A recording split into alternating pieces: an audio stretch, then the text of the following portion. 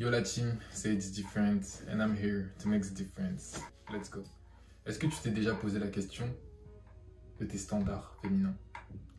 Est-ce que tu t'es déjà posé la question si tes standards étaient juste trop hauts ou trop bas? Et là, je vais faire un lien avec un fléau de cette société, qui est la pornographie. Et toutes les personnes ici présentes qui consomment de la pornographie, vos standards sont biaisés. Crois-moi ou non, tes standards sont biaisés. Bah oui, tu t'es jamais posé la question. Faut te rappeler que ton cerveau fait aucune différence entre le réel et l'imaginaire. Ça veut dire que quand, toutes les nuits, tous les soirs, tous les jours, tous les matins, tu passes ton temps à te mettre devant un écran et à regarder virtuellement des milliers et des milliers de femmes différentes que tu choisis soigneusement pour que ce soit les plus belles femmes possibles et que tu fais croire à ton cerveau que justement c'est ce type de femme que tu continues à avoir jour et nuit sans aucun effort, en fait ton cerveau est totalement biaisé. C'est-à-dire que dans la réalité, tu vas commencer à viser ce genre de femme. Tu vas commencer à viser ce genre de femme parce que tu penses, enfin pas toi, mais ton cerveau pense que c'est ce genre de femme que tu mérites. Et tu penses que tu les mérites et ensuite tes standards commencent à être en mode « Ah non, elle j'en veux pas, elle est trop ci, elle est trop ça, elle a pas assez de ci, elle a pas assez de ça, etc. etc. » Alors que toi, qu'est-ce que t'as? Tu penses que tu mérites, mais quand tu te regardes réellement en face, quand tu regardes où en sont tes finances, où en est ton style, ton charisme, ton social game, toutes ces choses, en fait, t'es pas encore à leur niveau. Tu es très loin d'être à leur niveau. Et c'est là que tu es biaisé et que tu dois faire en sorte de t'extirper à tout prix de cette fausse réalité que tu t'imposes. Parce que tu te penses plus haut que tu es. C'est comme si, là, tout de suite, moi, j'étais le meilleur joueur au monde de jeux vidéo de voiture.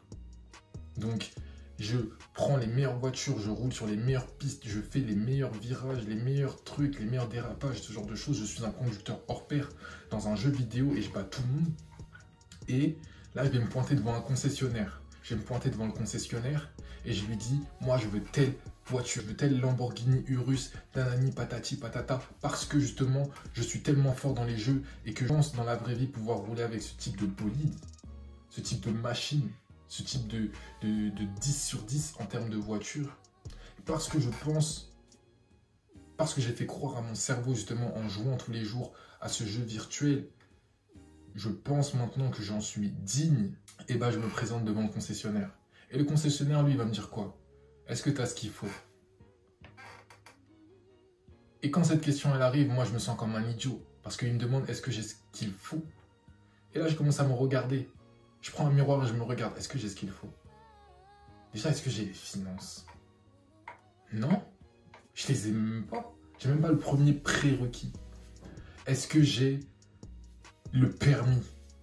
Non, je l'ai même pas. Je fais que de jouer. Est-ce que j'ai l'expérience? Non, je l'ai même pas. Mais comment tu penses que je vais gérer une telle voiture? J'ai pas les finances, j'ai pas le certificat, j'ai pas l'expérience. Comment tu penses que je vais les gérer? Et bien, c'est un peu la même chose. Toi, tu passes ton temps à faire croire à ton cerveau justement que tu peux gérer ce type de personne, ce type de femme. Tu lui fais croire que justement, tu peux en arriver là sans effort.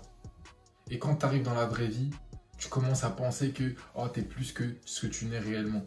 Et c'est là que tu dois te regarder dans le miroir et te dire non, je ne suis pas ça. Non, je ne peux pas avoir ce type de personne parce que je ne suis pas encore au niveau. Et c'est pour ça que je continue à me faire croire que je peux les avoir sur un écran d'ordinateur, comme un minable, comme l'addict que je suis.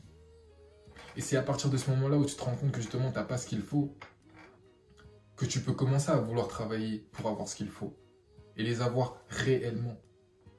Et sortir de ce monde de rêve, ce monde fictif qui te rend plus misérable de jour en jour, qui te fait perdre ton énergie, qui démolit totalement ton cerveau, qui te distancie de la réalité.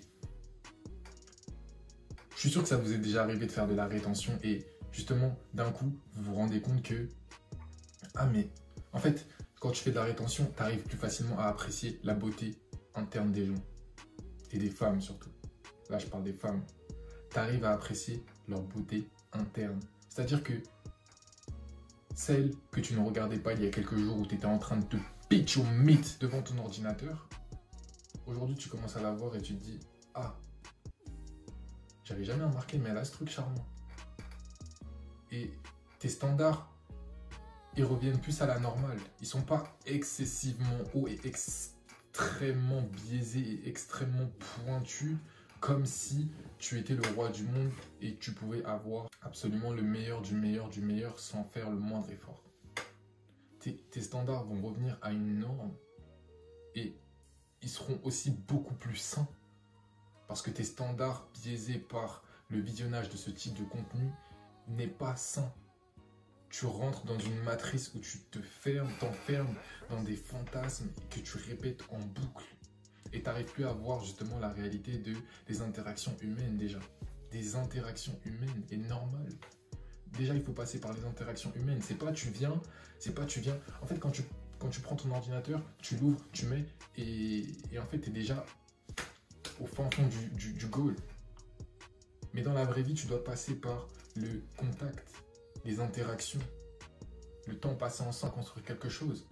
Et ensuite, justement, tu mènes ça à la conclusion.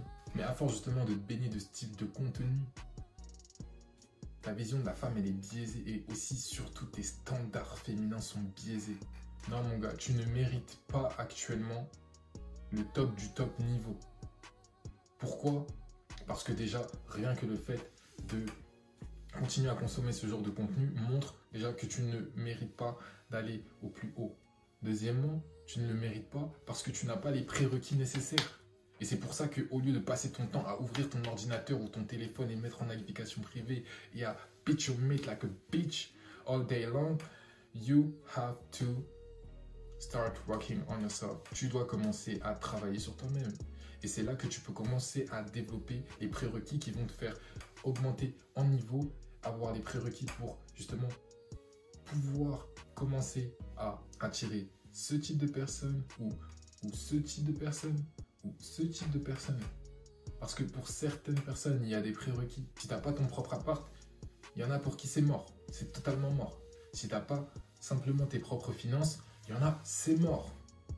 Si tu n'as pas simplement un meilleur look, il y en a qui ne vont pas te calculer. Si tu n'as pas simplement le minimum du social game, de la sociabilité, si tu ne sais même pas t'adresser à une personne normalement et convenablement, mais déjà c'est mort. Et c'est pour ça que tu dois travailler sur ces choses. Et c'est là que tu dois te dire, ok, est-ce que je veux donner mon temps à ces choses qui vont me permettre de grandir et de manière pérenne sur le temps? Parce que quand tu investis sur toi, ça dure dans le temps. Ou continuer à ouvrir ton ordinateur, ton téléphone et te rendre misérable jour après jour. Je te laisse réfléchir là-dessus. Toi seul as la réponse. Peace. Is that Chris?